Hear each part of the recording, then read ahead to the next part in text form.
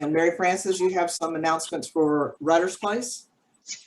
Yes, thanks, Phyllis. Our next reading is next Friday, and it is our Crystal Field Scholarship reading.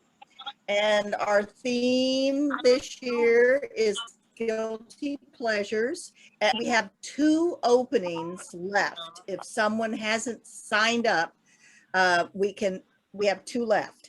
And we hope that you will, those of you who haven't signed up will still want to come. It's always a great reading that helps support creative writing student at UMKC.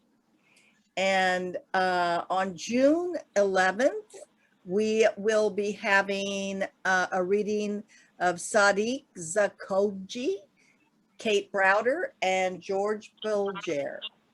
And it's actually George Bilger. He told me it was Bilger. So that will be June 18th. And then we are having a July Zoom, which will be July 16th. And it will be an anthology reading of the Shining Years anthology edited by Gary Licklider.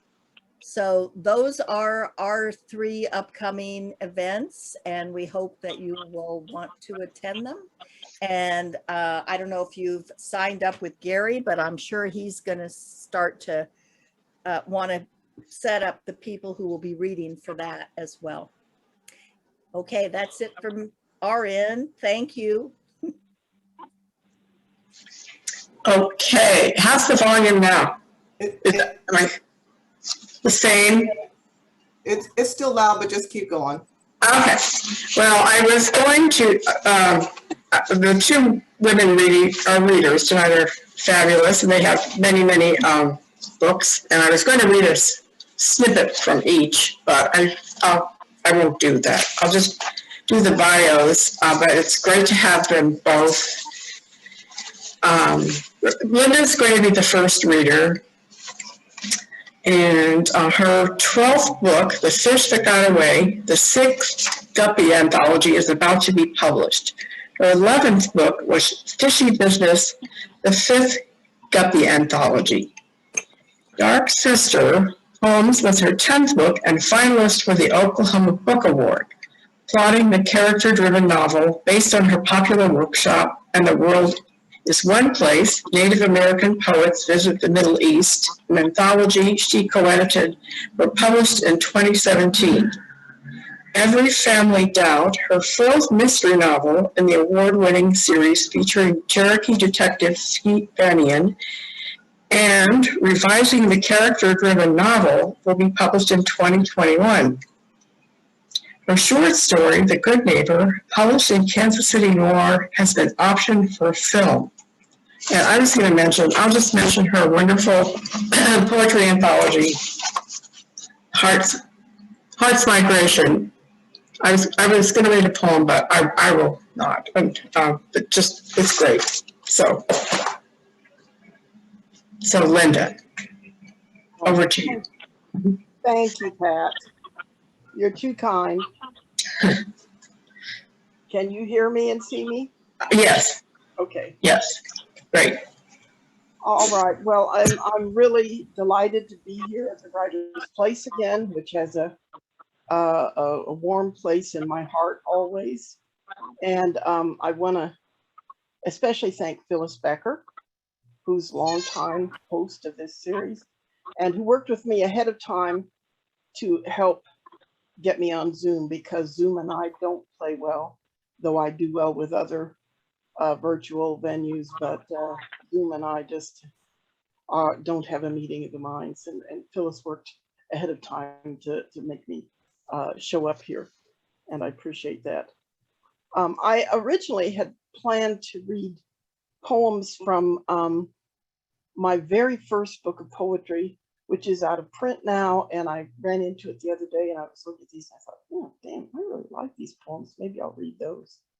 And then I thought I should read from my most recent book, The Dark Sister, because when it was published, I was very ill and wasn't able to do readings and promotion things for it, and it was really a book of my heart. But I'm in the middle of writing a new book of poems, tentatively to be titled To Mend the Broken World. And so tonight, I think I'm going to use you as guinea pigs and read all new poetry from that book, that volume that I'm trying to write.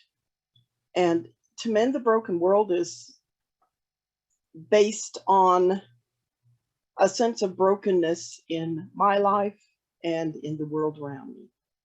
A few years back, I had to deal with breast cancer, resulting in a radical mastectomy.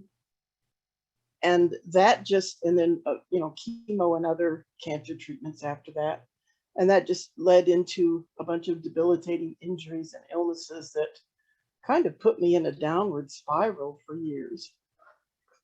At the same time, the world outside me was going through something similar.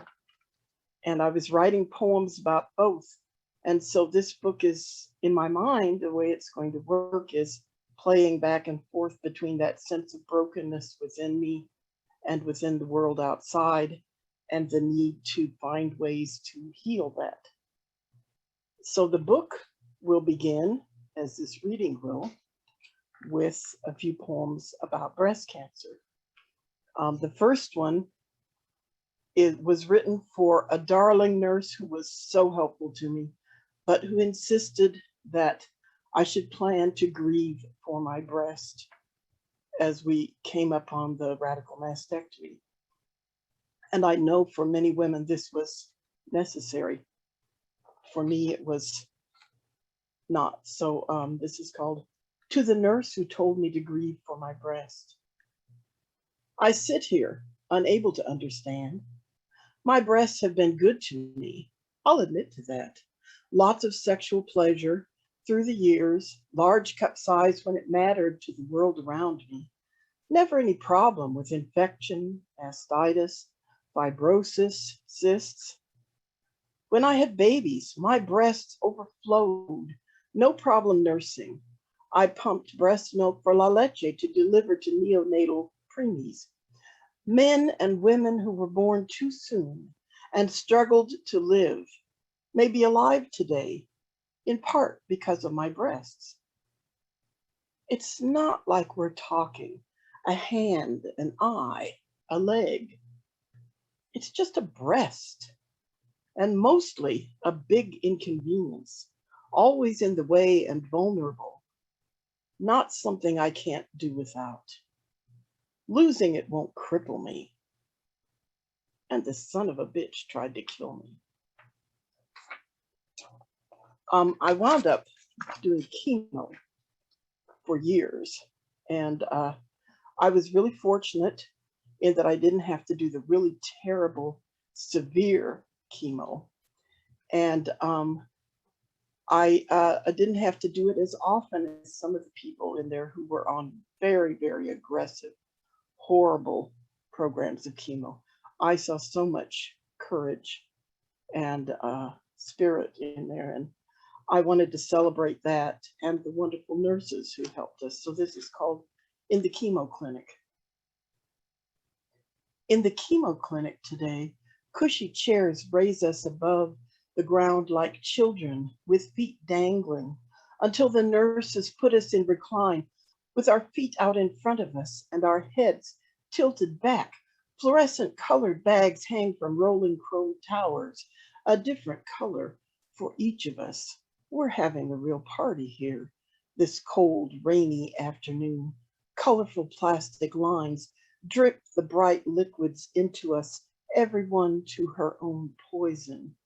It's just us girls here today, no guys this time, gaunt, gray-cheeked, white-haired, if we had any left. Girls, except a few of us who have swelled like helium balloons, pumped to the breaking with the pills we take at home, and of course the nurses, so good at finding collapsed veins and installing new ports. We're trading jokes, cemetery humor, and laughing, even if some eyes look scared or tired of the fight. No one willing to be the party pooper, or although all too familiar with the job those bright colored chemicals leaving the bags for our bodies do on the gut. Everyone laughing and praying, let me keep it down. Let me make it out and home before it hits. Let me make it. Let me not die and leave the drab, dripping trees that I know will put out new shoots, green and lacy in the spring. Let me live to see them. Let me be one of the ones who beats this. Let me make it, please. Let me make it. Well, while this was going on, the public world around me kind of became invaded with cancer and exploded in a kind of violence. For this poem, one of the things you'll need to know is that in the Cherokee culture, white is the color of peace and red is the color of war. It's called storm warning. Weather's getting difficult in public spaces, hostile atmosphere of hate the different, the Muslim American, Mexican American, African American, Native American. Wipe the slate clean of all this guilt, fear, make this country pure again, as if it ever was. They don't like us because we remind them how efficient they can be at cruelty and hate and death. They have always wanted what we have and do and are: land, labor, culture. It's all theirs for the taking, or should be, they think, and grow hateful when it's not, and fearful when they're made to remember what they've done. So they are specialists at forgetting conveniently. Get over it, they say, and continue to take whatever they want.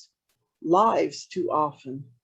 Destructive winds of hate and fear forecast for today and tomorrow and the foreseeable future.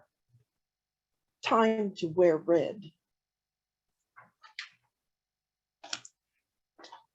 And this next poem is kind of a, I guess in food you would call it an amuse-bouche. I've often been dinged because my poetry is too accessible. That's not a real popular, trendy kind of poetry. And I have my reasons for it because of the people I come from. I know you don't want my poems. They come from the wrong side of the literary tracks. They're too poor, full of hunger and struggle to stretch paltry means over too many mouths. They're too accessible because I never want the folks I came from to feel locked out or patronized.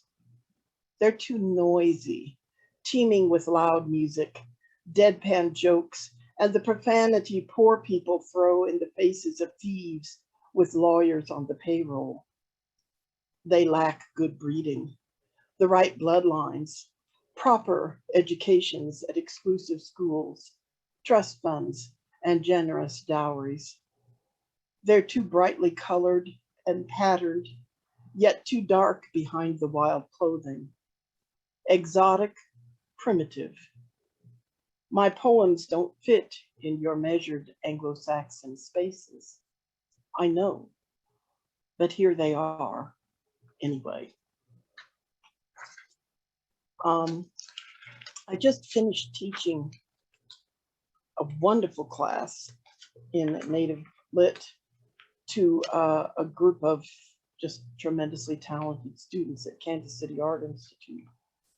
And they reminded me of a number of young Latinos and Native poets and writers that I've been mentoring. And I had written this poem for those writers that I was mentoring. And this class reminded me of it. So here it is. It's called To a Young Native Artist. How many people made love or just had sex and survived often under bleakest circumstances, to create your unique spirit and body. How many women bore, suckled, and nurtured babes in violence and in injury and illness, hoping for a future they would never see. Every one of us born is a victory against colonialism and genocide. You are the culmination of all those who loved in the midst of hate.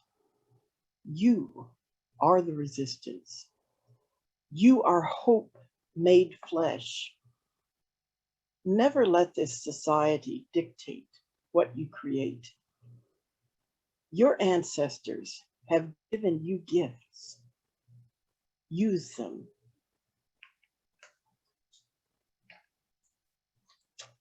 And speaking of gifts given by ancestors, one of my great teachers was my grandmother, my late grandmother, and I have used the things she's taught me. I still use them. They formed a bedrock throughout my life.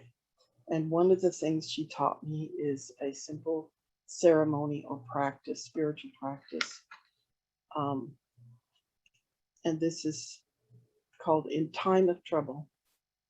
In time of trouble, I was taught, go to water, running water, wash, build a small fire, sing a prayer, wash, offer tobacco, sing a prayer, clean up the fire, offer cornmeal in thanks, walk away, leaving your illness or problem behind you. And that's really kind of a profound poem because it's basically just the directions for this particular spiritual practice. My final two poems are where we move into the healing, how to heal this broken world, mend it. And the first is called Medicine Songs. No one gets out alive. All creatures, besieged as they are by the shadow of death laid over us in the rising sun of birth. Everyone deals with shadows, some overpowered by the dark. Make of yourself a light. An old blind wish in the embrace of weeds, river of waking and sleep, the color of history, angels like white flowers, the cloud floss pleats their wings. The moon is merciless. Blood will answer the spirits in the garden, like little animals covered in fur. Small thunder, the scent of wild honey filling the air with green. Love will save us. Sick with desire, nobody gets out, living wild, trapped in bone, dazzled by blood in the scorched lands. Weave the world whole.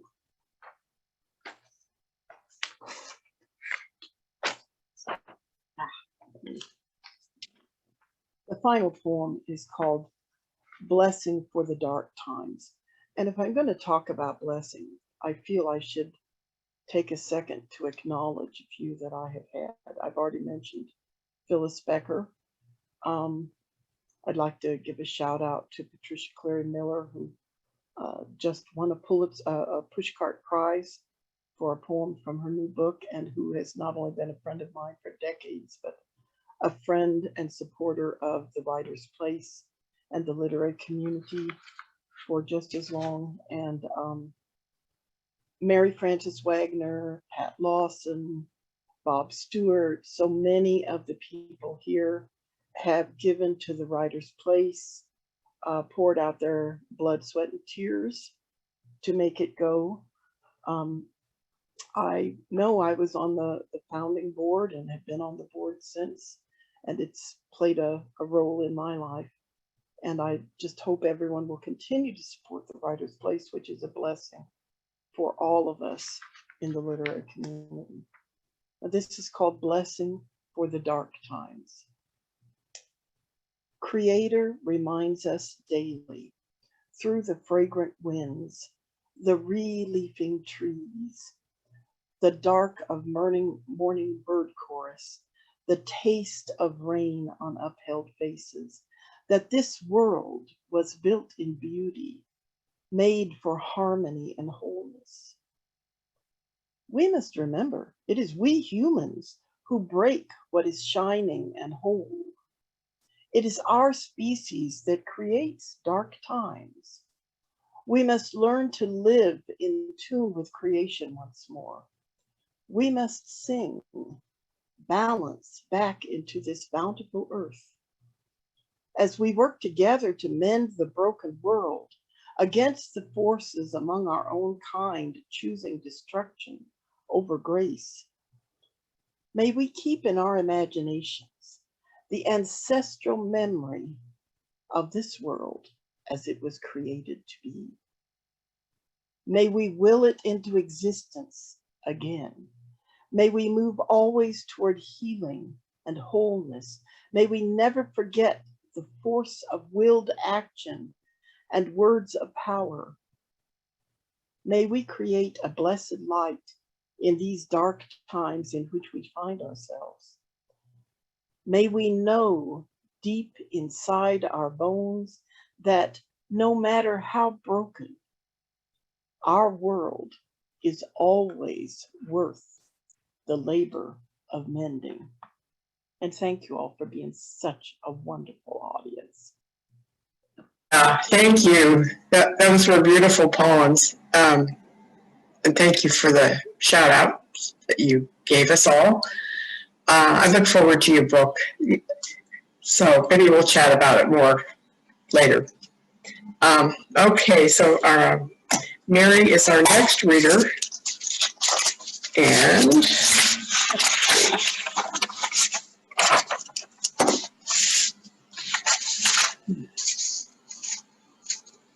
can you see me? I mean, I think I'm hidden by something. But anyway, here I am. Okay. Mary Troy is the author of 5 books of fiction, 3 collections of short stories and 2 novels, Swimming on Highwaymen, In, Beauties, Cookie Lily, The Alibi Cafe, and Other Stories, and Joe Baker is Dead. Her stories and essays have been published widely. She has won the USA Book Award for Literary Fiction, the Devil's Kitchen Reading Award, and a Nelson Algren Award. Her 6th book of new and selected stories will be published in 2021. Mary directed the UMSL MFA program and served as editor of Natural Bridge, a journal of contemporary literature for 10 years. She has won the University of Missouri System Leadership Award and the Missouri Governor's Award for excellence in teaching. My eyes are not so good, so it's kind of and the print is kind of fine. So, and I won't read, but I would like to mention this novel by Mary called Beauties, which I found delightful. It's very, very funny and very original. So,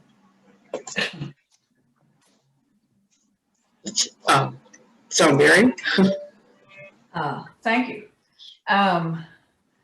Thanks a lot, Pat. And it's really good to see you. Pat and I have been, I read her book and loved it. And we've been emailing and sometimes talking on Facebook, but I had no idea what you look like. So it's really, it's really wonderful to see you. It's good to see you too.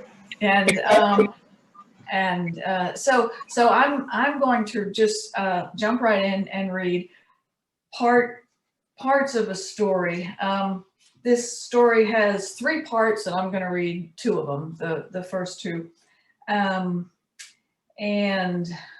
I also do want to say before I start, thank you very much for everybody involved in this. I love these Writers Place readings, and the only thing I'm sorry about that it's on Zoom is I have to buy my own wine, and because usually you have really good wine at the end of these, and but I have a bottle, so don't worry. Okay, Reese's Last Race. Mom and I sat in the top row, turn 4, at the Riverview Speedway, a quarter-mile dirt track in the flatlands above Wolf Pass, Illinois. This was noon on a Thursday, and we both wore loose sleeveless sundresses rather than the usual jeans and tees we wore to the Friday night races. Down on the track, Edwin R. Reese would be wearing the silver fire suit we'd seen him in earlier, and once in the seat and strapped in, he'd wear a silver helmet too. This was called Reese's Last Race, though it wasn't a race, just 12 laps around the track. Reese stopped racing nearly a decade ago when he was in his 50s, and since then he'd been hanging around Matt Biederman and his crew, helping, advising, talking racing. Matt was already in the single seat of his super modified race car, smooth-sided with a flat roof, number 14, bright yellow, waiting for Reese. Reese'd been dead for 3 days and was about to be squeezed in beside him. This was part of what Mom called the 3 ring, something she said was so like Reese, who loved spectacle and never wanted the party to end. We watched as 2 morticians from Death with Dignity slid Reese from the back of the hearse, carried him a few yards and bent him to fit in the driver's seat, pushing on his shoulders to make him sit, asking Matt to help by tugging his hips down. If he weren't dead, that hurt, I said, and Mom laughed. I took some photos of the spectacle, sent them to Trinity and Sue, my 2 work friends and fellow trauma sufferers. Our therapist, Julia, told us to laugh as much as we could, said it was good to find humor in life. And in death, I'd tell her next time we met. I would have sent the same photo to Peter, but he was there, watching and not laughing. He and his father wore dark suits and ties and sat in the first row at the finish line in the spaces reserved for family. It was late July in Illinois, 97 degrees, and we were about to be covered with dirt. Peter called dirt track racing redneck and low class and bad for the environment. I told him the fuel used was not nearly as much as that used by people flying many miles to get on a cruise ship that would take them to see whales or penguins, even as all their excrement was dumped into the whales and penguins' habitats. I didn't know if this was true, but it seemed so. And Peter's parents took cruises and climbed about on glaciers, helping warm them up, I told him. He took my rants well enough, though, as I usually was holding on to his penis when I delivered them. That the head of his penis was soft, even when hard, like a drum made of chamois, surprised me. I thought it may be the most delicate body part of any creature on earth. Peter was 20 and I was 17. It wasn't love, but I would miss him when he went back to college in a month. Guess that leaves out cremation, I said to Mom. What with the fire suit, I mean. She laughed again. She'd been laughing more at my jokes since my NDE, near-death experience. Reese's widow, Shirley Reese, wore a silver fire suit too, and she stood now as the announcer had asked all of us to do with her 3 sons and daughters-in-law and grandsons. Mom met Reese at the track, the one and only time Dad took her to the races. She said Dad was casting about for something back then, trying many things like deep sea fishing in Alaska, rock climbing in New Mexico, flying gliders in Ohio, and finally, the last resort, dirt track racing right here at home. Dad hadn't taken to his first and last race though, not even when he was given someone's car and told to go as fast as he could. Mom, though, fell for the noise, the speed, the burgers and beer. And when Reese stood around after talking to Dad, as people were wont to do, she fell for Reese too. She said he nearly gave off sparks, so full of life and talking nonstop about racing and football and the velvety air of summer nights. She said the truth was, even though he was 18 years older than she, if he'd been interested, she may have cheated on Dad. She said that last part about cheating recently, looking at me, but tilting her head as if she were just then considering it, as if the new idea were too heavy for her to keep her head upright. Dad, Leon Wartenberg, had made good by more than Wolf Pass standards. He'd been a punter for the Vikings in the 90s, his glory days including playoffs. Because his career was over by the time he and Mom met at a Michigan Avenue jazz club and married mere months later, she'd not understood he'd been ruined forever, would be bored by all else. Mom said, though she was in her 30s, she must have been thinking like a teen then, falling for his strawberry blonde hair and his long, thin face, two things I'd inherited. She laughed when she said his chronic boredom had seemed like intelligence back then. I met with my fellow sufferers a few times a week in Julia's office. Mom calling these visits merely extra help, as she'd no doubt I'd get over it. We all would. If we didn't, the assholes would win.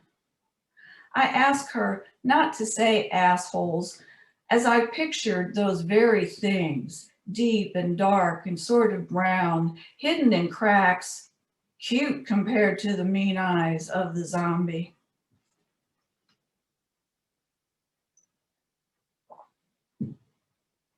Bob Cassidy, the priest from St. Patrick's who'd said the funeral mass and had already blessed Reese's body more than once, strolled across the infield, ready to pray once again. Displaying more sense than Peter or his father, Bob had changed into cargo shorts and a tee. He gave a long, rambling sort of talk, full of metaphors, really reaching hard. Things like the racetrack of life, love being a fuel, each of us choosing our lines. I naturally stopped listening, but instead wrote a similar talk for my own funeral. I wondered if Death with Dignity would hold my service at the Harbor Bar, and if they would lead me up against a wall with a pad and pencil, looking for a patron who wanted a refill or was ready to order. If I died there, Bob would have had to talk about food for our bodies and souls, about our willingness to be of service, of God, as a grill cook maybe. We sat down again when the laps began, Reese being driven around faster and faster, sliding into the turns so that Matt's super modified turned sideways until the short straight part then slid once again. A thunderstorm 2 days earlier had left the track more hard-packed mud than dirt, and the net around the turns didn't block so much as slice the mud clods being thrown up, and by the third turn my yellow dress was dotted with brown, and Mom's face was freckled. The only way to go home clean from a dirt track race was to hang out at the concession stands the entire time. Even that was not a given. Over the years, I'd eaten a few burgers with dirt coatings. We all applauded when the race was over, and Peter looked up at me and shook his head before the Death with Dignity folks came and lifted Reese, straightened him once more, and put him back in the coffin for the ride to the cemetery. Just as Mom and I got to the bottom of the bleachers, Peter blocked our way. See how stupid that was? Dad said the wishes of the deceased need not be honored, for it is us, the mourners, who should have the sort of ceremony we want. This is silliness. Mom hugged him. I know it's hard, sweetie, she said. Mom was a natural hugger, good at them too. She worked as a counselor at the Illinois Department of Corrections homes for delinquent boys who were too young for prison and who hadn't done anything horrible yet, hadn't yet pointed guns at anyone. The after party was at the Pig Trough, a biker bar on Route 100, the road running the length of Wolf Pass along the Illinois River. The back room and the patio, which was right on and often under the river, had been reserved for Reese's funeral supper, and both were soon packed. As soon as the family arrived, a buffet of pork ribs and macaroni salad and homemade potato chips and baked beans was set out. The bar was open. Now I've skipped just a few pages. After I finished my plate, I got up, wandered about, pretended to listen to my friends, listened to parts of other conversations. Then I stepped off the patio and walked on the sandy mud for a few yards until my sandals met the water. I looked down the curve of the river to the harbor bar, jutting out on the end of the marina. The two masked intruders were women. They'd worn tan neoprene waders over light blue hoodies, and their hands were covered with yellow dishwashing gloves. They wore full head rubbery masks, one in shades of gray to make her look like a zombie, and the other demon red and black. The harbor bar had closed by the time they showed up, so it was just me and Trinity and Sue wiping the tables and moving money from the cash register to the safe. Jason, the owner, was at his sister's wedding in Peoria. The back door was propped open because Sue was about to take the trash to the dumpster. Trinity was counting her tip money, and I was giving the bar a final wipe down when they came in. Get down, down, they shouted, pointing guns at us. We obeyed, mostly stunned at first, so unable to do more than stretch out on the floor. Open the cash register, Chubbs, the demon said, kicking Sue's leg to get her attention. After more shouting and a few kicks, Sue stood and did so. The cash register was empty, of course, as I had just locked the cash and receipts in the safe. Open the safe, the zombie shouted. And I remember wondering about the shouting. Was it to keep themselves fired up the way Dad said football players used to yell, making their own blood move faster? Or did she feel a bit deaf inside that rubber? Sue cried hard as she spoke, trying and eventually saying she couldn't do that. One reached down and took my phone from my back pocket, Trinity's too. Your phone too, Chubbs, the demon shouted. Then the zombie asked who was the manager, and I watched an empty spider web under the sink blow about in the air, coming in from the back door, and thought, stay still, be quiet. All of us should just be quiet. But either Sue or Trinity pointed to me, though neither admitted it later, and I was yanked up, found myself staring into the zombie face. Open the safe, she shouted, her mouth 5 inches from mine. I said, without crying and as clearly as I could, that I was only the manager for the night, so I didn't have the password. It was a time lock, and once it was closed, it couldn't be opened for 8 hours. The owner had an override password, I said, hearing the tremble in my voice, but not me. The demon said she knew that was a lie, and it didn't make sense, and if I didn't open the safe, her partner would shoot one of the other two. The zombie nodded.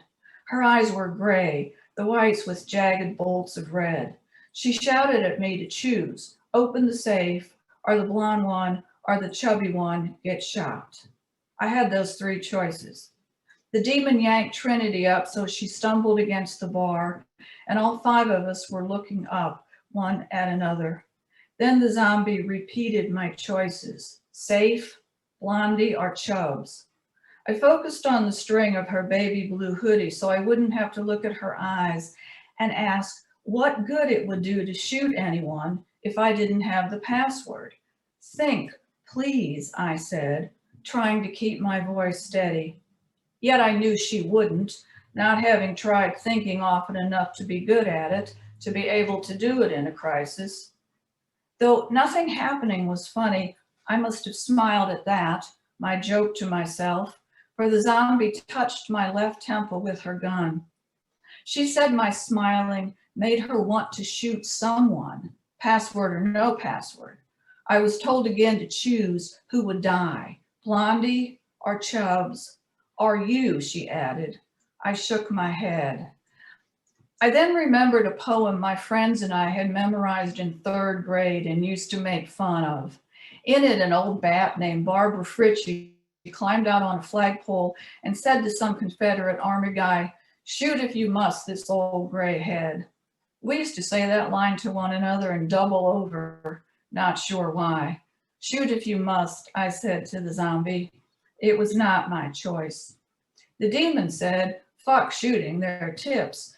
And then the zombie lowered her gun and they made us empty our pockets and purses and throw the cash on the bar, 700 and something from the 3 of us. "It's enough," the demon said. "Let's hit it, zombie girl." So they told us to get back on the floor. "Kiss the floor," they shouted as they left.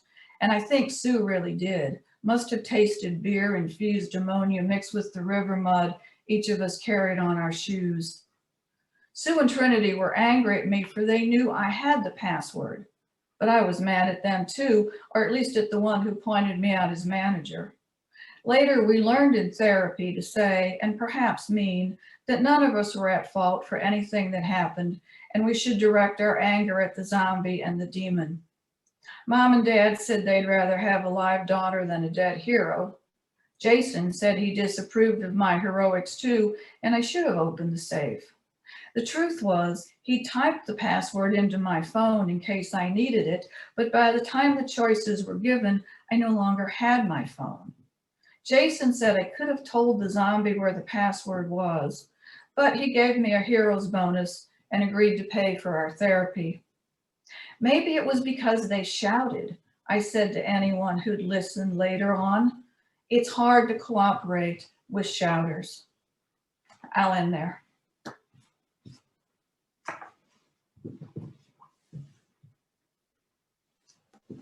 Oh, that was so funny. Well, it was gripping and very, very funny. So I really enjoyed it. So thank you both very, very much.